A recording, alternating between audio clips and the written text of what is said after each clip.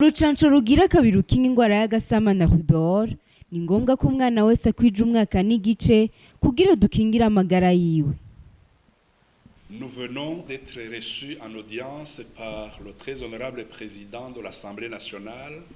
C'est une audience que nous avons sollicitée principalement pour 2 ou 3 objectifs.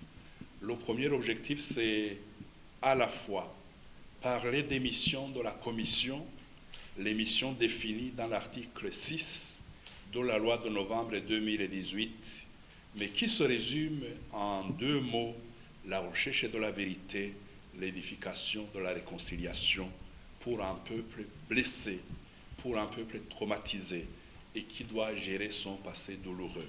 C'est-à-dire que ce pays a connu des crises qui ont endeuillé des familles. Il faut faire un pas, il faut un sursaut national pour que s'installe pour les années à venir le plus jamais ça. Ça, c'est le premier message. Le deuxième message, nous avons parlé des réalisations en cours. Celles que nous avons débutées au mois de janvier à mai à Gitega et à Karoussi. Quand je parlais de Karoussi, entendez la commune de Chombo, tout près de la rivière Ruvubu, où nous avons exhumé beaucoup de victimes de la crise de 72.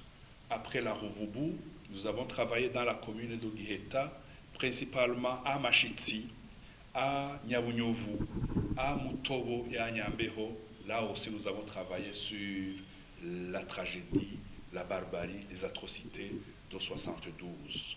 Maintenant, nous sommes dans la zone sud du pays, principalement à Rumonge et à Makamba. Là aussi, nous travaillons et nous avons le renseignement de la communauté qui nous indique là où se trouvent les fosses communes où ont été jetés les innocents tués. En réalité, lorsqu'on parle des fosses communes, c'est chercher la vérité. Qu'est-ce qui s'est passé? Pourquoi ça s'est passé? Qui l'aurait fait? Qui a protégé l'autre? Et enfin, nous avons abordé la question des défis. Les défis liés aux missions de la CVR. Ces défis peuvent être liés aux besoins en ressources humaines, aux besoins en matériel, aux besoins en locaux provisoires de conservation des ossements humains que nous trouvons dans les fosses communes, aux besoins dans l'accompagnement politique et diplomatique du travail de la CVR. C'est-à-dire que les plus hautes institutions de la République sachent accompagner nos activités parce que les ossements humains que nous trouvons parlent au Burundi, parlent au Burundais, parlent à la communauté internationale. Nous souhaitons que ce travail en cours soit capté à temps par les plus hautes institutions de la République pour que chacun comprenne que les défis sont énormes, ces défis sont interprétés juridiquement, ces défis sont vécus politiquement, ces défis sont vécus diplomatiquement. L'Assemblée nationale ne peut pas ne pas suivre nos activités et nous avons eu une oreille attentive de la part du très honorable président de l'Assemblée nationale. Comme nous avons aussi eu l'oreille attentive de la part d'autres hautes autorités du pays que nous avons rencontrées ces derniers jours, ces dernières semaines.